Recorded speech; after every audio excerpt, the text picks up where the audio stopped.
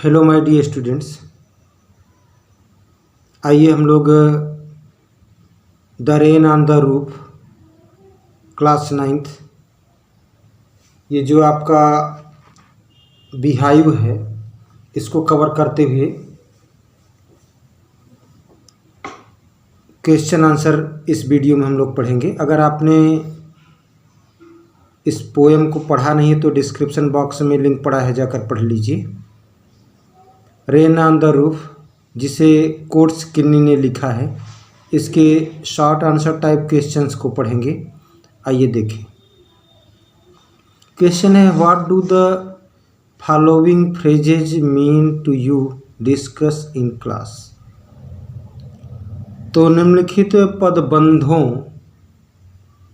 का क्या अर्थ है, कक्षा में विचार विमर्श करें। ह्यूमिड शैडोज, ह्यूमिड शैडोज का क्या मतलब है ये। These are the shadows of different things, तो ये विभिन्न प्रकार की छायाएं हैं। They come wet during the rainy season, तो वर्षा ऋतु के दौरान ये भीग जाती हैं। स्टारी स्फेयर्स, स्टारी मीन्स तारों से भरा, स्फेयर्स मीन्स क्षेत्र, संसार। स्टारी स्फेयर्स मीन्स तारों से भरा आकाश। तो group of stars appear in a group in the sky, तो तारों का एक समूह जो आकाश में समूह में दिखाई देते हैं। नेक्स्ट है, what a bliss. Bliss means होता है परमानंद।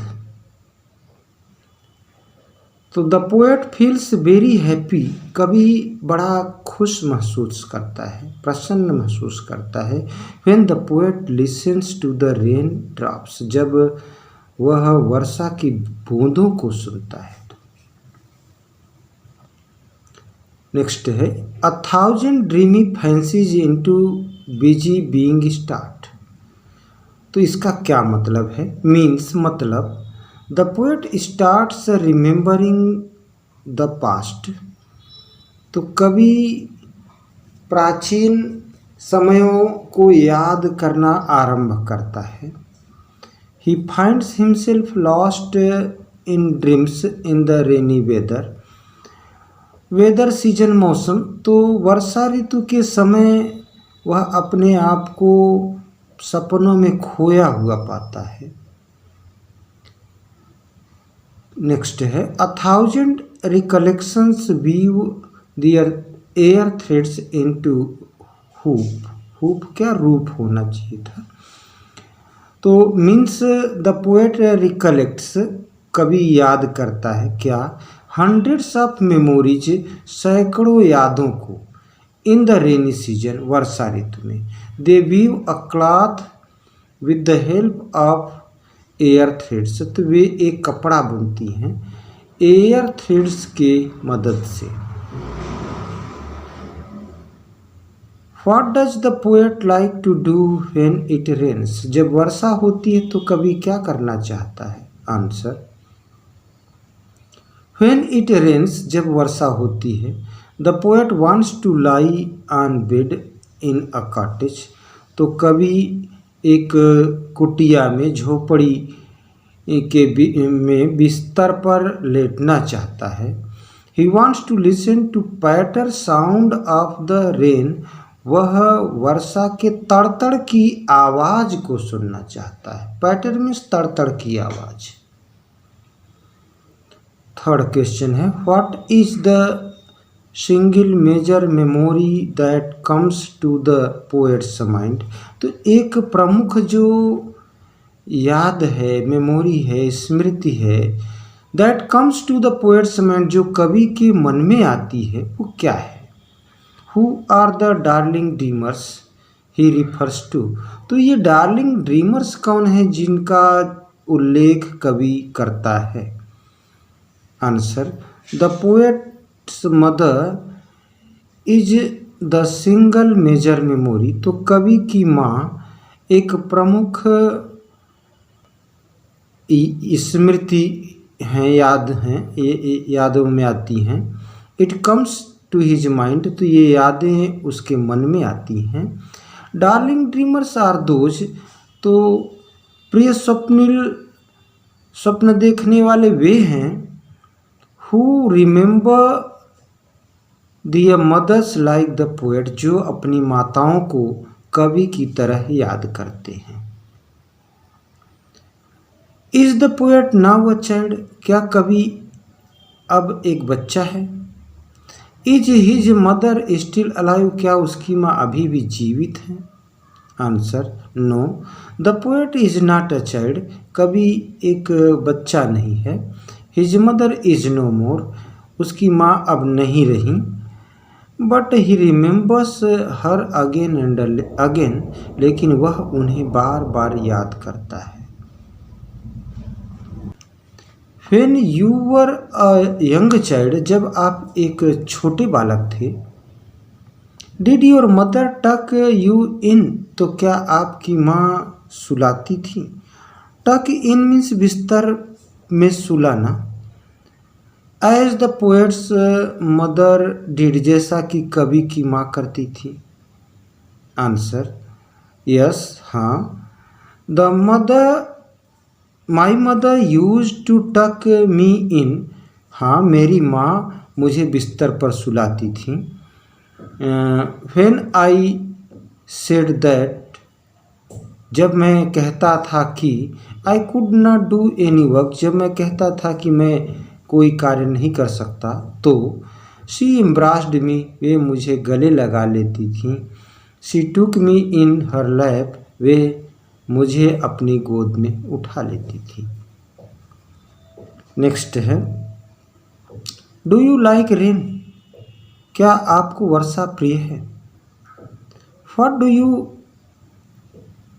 Do when it rains steadily, तो जब वर्षा तेजी से होती है और हैवीली भारी वर्षा होती है। As described in the poem, जैसा कि कविता में उल्लेखित है, वर्णन किया गया है, तो आप क्या करते हो। कहा यस आई लाइक रेन, हाँ मैं वर्षा पसंद करता हूँ। I prefer to take bath in the rain for some time, तो कहा कि मैं वर्षा में स्नान करना अधिक पसंद करता हूँ। प्रेफर मीन्स अधिक पसंद करना। But when it rains heavily, लेकिन जब अधिक बारिश होती है, अधिक वर्षा होती तो। आई स्टे इनसाइड, तो मैं अंदर ही रुक जाता हूँ, घर में ही रुक जाता हूँ। एंड एन्जॉय रेन, और रेन का आनंद लेता हूँ। नेक्स्ट है, does everybody have a cosy bed, तो क्या हर किसी के पास आरामदेह बिस्तर होता है। कोजी मीन्स आरामदेह, comfortable. To lie in when it rains, तो जब वर्षा होती है तो क्या हर किसी के पास आरामदेह बिस्तर होता है।